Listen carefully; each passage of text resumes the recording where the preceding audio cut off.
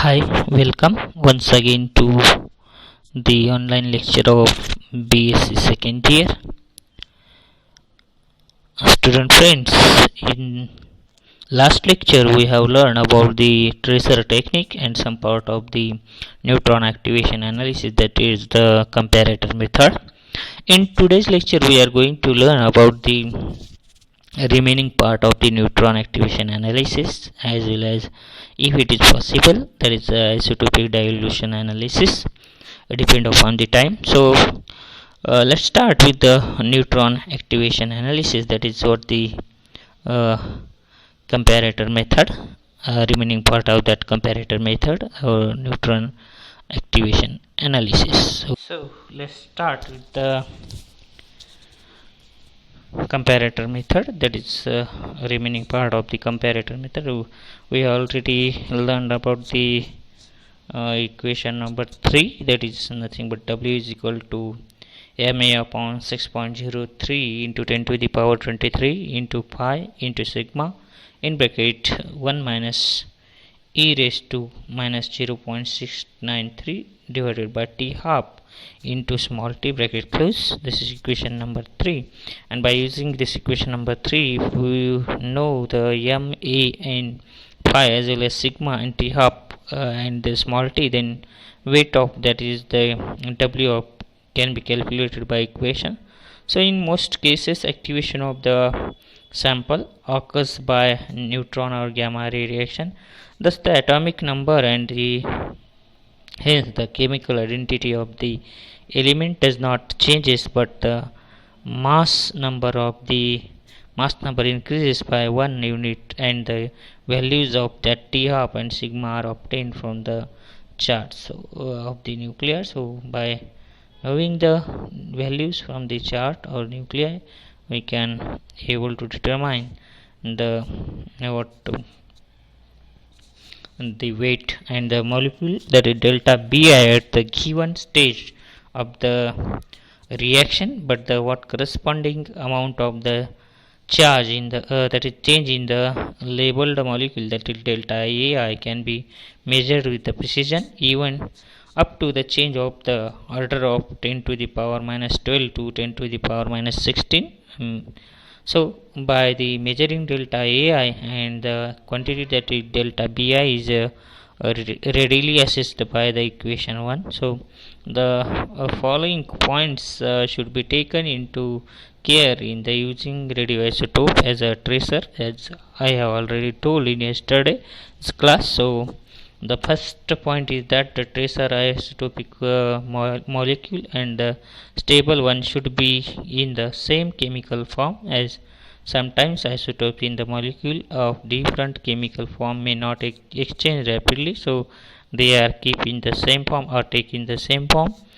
In case of more than one radioisotope is available, then one to be chosen for labeling should have an convenient half-life, and the inner, that is the energy of the radiant that is radiation emitted, should be such that it that is what permits EG measurement. That is example is given, that is sodium having mass number 24 has the applied period, that is t half, that is lifetime is 15 hour, and is recommended for the biological experiment, but as it would be completely eliminated by the decay in about 4 days, while in that is second type of the sodium, that is sodium 22 radioisotope, that is having the life period, that is 2.6 half life period. So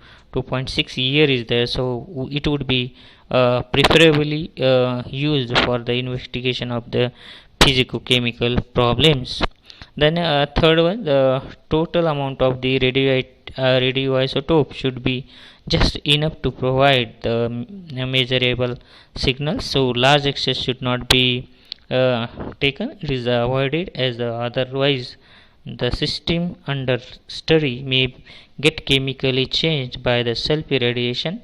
So besides the increasing the health hazards to the workers, so much amount of radioisotope is not used for the what the analysis. So this is about the points which should be taken into consideration during in what before the use of the trace radioactive isotopes or labeling which type of the radioisotope is used. Then the in this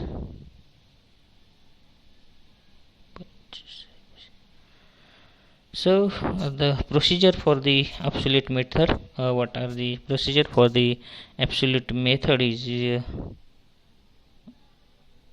oh, firstly we are what using the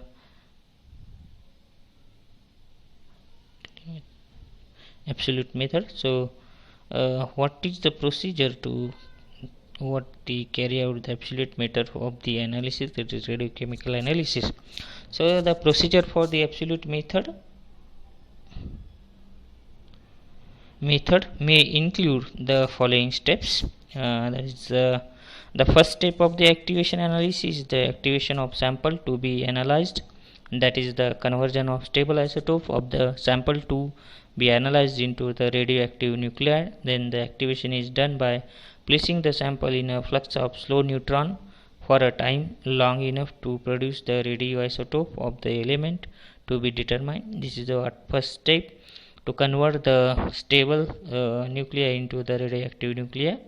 Then after irradiation of absolute sample and appropriate carriers, they carry out the chemical separation to isolate the element or a suitable compound free from all radionuclides until it is radiochemically pure. The method like solvent extraction, precipitation, ion exchange, chromatographic method are most important in this regard. So second step is the what the separation of the pure radioactive element. The added carrier and the element in the sample must be in the same chemical form. So added and the radioactive element should be in the same chemical form.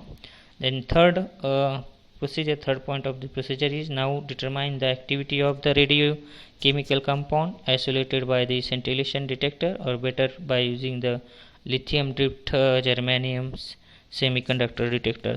The third point is to determine the radioactivity of the chemical compound by using the detector, that is by the scintillation counter or the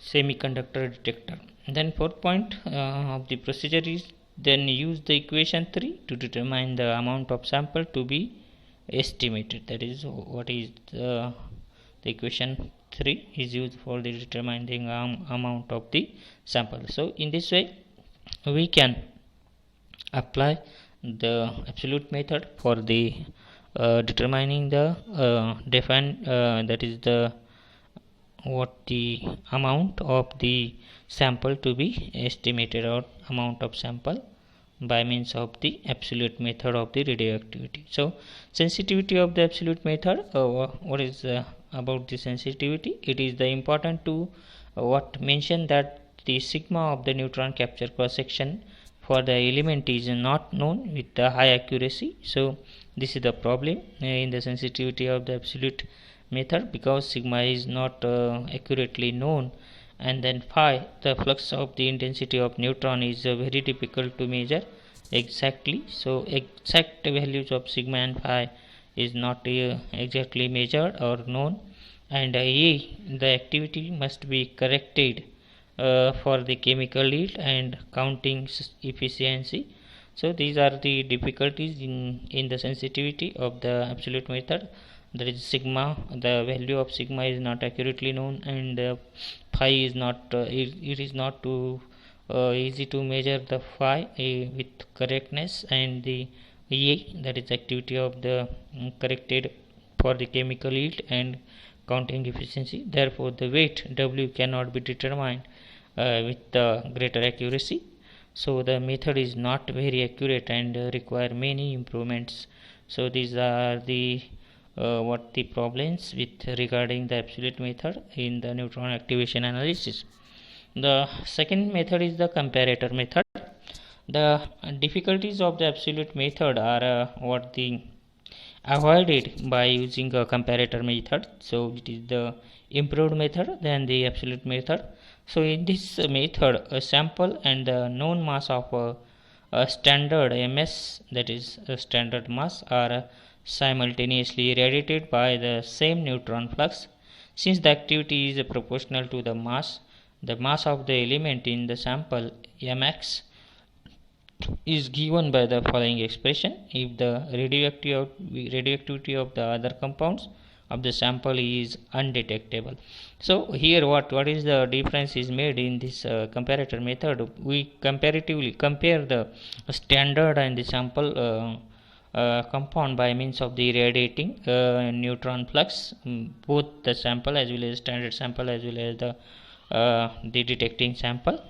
So by comparing the mass of this that is what the since the activity is proportional to mass and the mass of the element in the sample mx is given by the expression. So by comparing this both with the standard as well as uh, the sample, we can able to derive the equation that is mx mass of this sample is equal to mx is equal to ms, that is standard mass, into the ax activity of the sample as well as the activity of standard, that is as. So mx is equal to ms into ax upon as. This is equation number 1, where ax and ax and as are the activities of the sample and the standard respectively. So the solution of the species of the interest is often made because the neutron also induced activities in the undesired element in the sample. So if the element of the interest is present in the trace quantity, so the solution of this sample is made. Then after that, its isolation is difficult and some source of the error. For overcoming this difficulty, a known weight of mx of the element is added to the solution as a non-active carrier or collector. So avoiding this the radioactivity of the other substances present in the sample. So this mx is added to the element and which is added to the solution as a non-active carrier or the collector. Now separation of the carrier and irradiated element, that is mx plus the capital mx and small mx, that is capital mx plus small mx is made. Weight quantity of the isolated material, that is mx dash, is counted for its activity, and ax capital X, which are the following relationship with the total activity. So ax capital X is equal to small x into m small m dash x divided by capital mx plus small mx. This is equation number 2. Therefore, since the amount of the non-active element is very large compared to the trace amount of the active material, so mx small mx is greater than the lesser than the what the capital mx. So capital mx is the what the same what is the non-active element is very large compared to the that is what the radioactive material, that is the small mx. So small mx is lesser than the capital mx. So the relationship is simplified to capital ax is equal to that is small ax into that is m dash x divided by capital mx. So the small mx is negligible as the amount is lesser. So we remove this small mx from the equation number 2 and we'll get the equation number 3 as ax is equal to capital ax is equal to small x into m dash x small m dash x divided by capital mx. This is equation number 3. An analogous expression may be written for the standard and treating it the same way as the sample. Thus, capital AX is equal to uh, small as m dash s upon capital AMS. So, that is this AX is removed by, that is for the standard compound. uh, AS is given, that AS is equal to small as into small m dash s divided by capital MS. Substituting these values in equation 1, we will get the small mx is equal to ms small ms into capital AX into uh, that mx divided by m dash x into small m dash s upon capital AS into m dash s, sorry, m capital MS. So it is possible to what further simplify the above expression by resulting, that is realizing a relationship, that is ms is equal to mx, then m dash x is equal to m dash s. Then we can write this equation uh, by experimentally. The method is then preferred as the referred as a comparator method, as thus small mx is equal to small ms into ax upon as. So this is equation number 6. If the mass of the collector is large enough, then the radioisotope ms and mx are what essentially identical if the added masses of the collector to the standard and sample are same. So we remove this, that is ms and mx, that ms and mx are the essentially what identical if the added masses of the collector to the standard and the sample are same.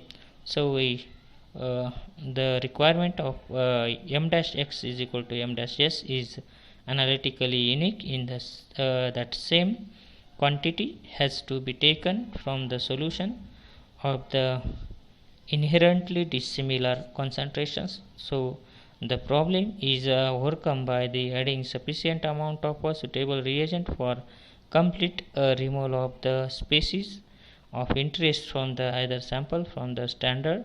If the same quantity of the reagent is used for both sample and the standard, the required condition is m dash s is equal to m dash x is accomplished. So sensitivity of the comparator method. What is the sensitivity of comparator method? The sensitivity of the comparator method is depend on the neutron capture cross section of the nuclide sigma, the flux intensity of the phi, the half life period of the nuclide, that is produce t half, and high cross section and high flux increases the sensitivity. So the half life must be that's favorable for the measurement. The presence of the element with very high cross section might interfere when the analysis for some other element is carried out. So it must not interfere the element other than the element of the interest with the higher cross section area. So this is the about the comparator method. And now sensitivity of the comparator. Here what the in comparator method we what have done, that the we have what the taken a standard compound, and when the compound which what the interest to measure the amount, and compare these two masses, and with the comparator method we are able to measure the quantity amount of this compound of the interest, that is radiochemical compound with the interest. So with the neutron flux of 10 to 12 centimeter to that is 10 raised to 12 centimeter inverse, a second inverse, scintillation of most elements are in the range of the sensitivity of these most of the element are in the range of the 10 to the power minus 16 to 10 to the power minus 11. Thus the activation analysis is used for the impurities present in the parts per million of even parts per billion. It is highly sensitive techniques and method provides a simple alternative, so much more tedious procedure. So this is the very sensitive method, and it is used for the general analysis of the impurities, that is about parts per million or parts per billion. So the limitation of the activation analysis: the element for which a neutron activation is not suitable. Almost all the elements become radioactive to some extent after irradiation, but the half-life of the some of the radionuclide formed is too short. So to allow for the removal of the sample from the pile followed, that is the sample from the piles followed by the necessary chemical separation and counting. So elements in this category includes the helium, lithium, boron, tungsten, oxygen, and the what neon, with the half lives of the second or less, and normal activation techniques are not therefore readily applicable to these elements because their half life is less. So the neutron activation analysis is difficult to use for the such type of the element having the very short half-life period. So simply this technique cannot be used for the element like aluminum, magnesium, titanium, vanadium and niobium because of the half-lives of the isotopes produced are the few minutes only. Then the second is the physical limitations are there. During the bombardment of the neutron, tremendous amount of heat is produced in the nuclear reactor. The sample characteristics should be such that it should withstand the particular temperature. So at the respective temperature the sample are not stable, so it is what the difficult to measure. So third type of the limitation is nuclear limitation. The nuclears to be determined may be formed from the different elements present in the sample to be estimated. For example, the determination of the arsenic depend upon the formation of the As76 from the As75. The neutron capture, that is As75 plus 1 neutron, that is As33 and 76 plus gamma ray. So however, that is As sigma can be formed by other reaction starting with the element present in the sample other than the arsenic. So selenium 34 and 76 to 1 neutron is arsenic 33 and 76 plus that is 1 that is protium is the side product. Then second, that is from bromine, and that is bromine 35 77 plus neutron gives arsenic 33 76 plus deuterium. So such type of the element with interest is to be measured is prepared from the another element is to be difficult to measure. So neutron capture formation, so this is the what the nuclei to be determined may be formed from the different element present in the sample to be estimated. For example, determination of arsenic depend upon the formation of arsenic 76. So this is the what one of the difficulty. Then the application of the activation analysis: several hundred applications are have been reported. Some important application are mentioned here. The constructional material and a moderator for the nuclear reactor must be free from elements that capture neutron to be significant extent, and activation analysis is a sensitive method for the detecting such impurities. So detecting the impurities in the nuclear reactor or construction material of the moderator can be done by this method. Then the construction of the transistors, detectors, etc. The basic material are usually that is usually silicon, germanium, which should be very pure. Traces of undesirable impurities have been estimated by activation analysis. So in this type of the electronic semiconductor. The impurities should be detected by means of the neutron activation analysis. Then activation analysis has been utilized for the what estimating the traces undesirable impurities in the some materials. For example, an example of this is the determination of the small amount of oxygen in steel. So in a small amount of oxygen in the steel is also detected by means of this method. And uh, that is fourth one is the it is interesting to note that the traces amount of element like zinc, copper, manganese, cobalt in ppm quantity can be play an important role in the animal and plant life. So their amount could not be estimated by the usual method of the estimation, and however they have been estimated by the activation analysis. So small amount of the traces amount of element present in the uh, what the micronutrients present in the human body or plant is estimated by means of the neutron activation analysis. Then activation analysis has been used for the analysis of the traces element present in the rocks, soils, sands, and this type of the study throws the light on the origin of the respective materials. So the what the traces amount of element present in the rocks and soils sands are also detected by means of the neutron activation analysis. Then activation analysis has been used in the dating geological specimens. So the carbon dating is used for the or activation analysis is used for the determining age of the uh, that is what the different types of the matters. So activation analysis has been utilized for the analysis of trace element present in the meteorites, that is meteorites.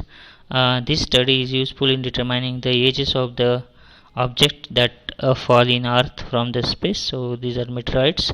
So these are the age of the meteorites can be determined by means of the activation analysis. Recently American have utilized this method for the analysis of composition of the surface of the moon. So the composition of the soil on the surface of moon is also detected by means of this neutron activation analysis. This study has been provided uh, much information uh, regarding the useful information about the element present on the lunar surfaces. The activation analysis has proved very useful in the non-destructive analysis of the rare archaeological that is artifacts, and the conventional method requires to removal of the samples. Then activation analysis has been utilized to identify the geographic origin of the specimen of the that is poetry. Then last application of this is activation analysis has removed that the human hair contains several traces element in amount which are the characteristics in the individual form when uh, whom the hair has been taken. So this is also helped in the detecting revealed human hair contains what is several traces of the element from the human hair. So this is about the activation analysis, neutron activation analysis, and the remaining part, that is isotopic dilution method, is we will see in the next lecture. If you have any queries regarding this topic, please comment your questions in YouTube comment box. Thank you, thanks a lot, have a nice day.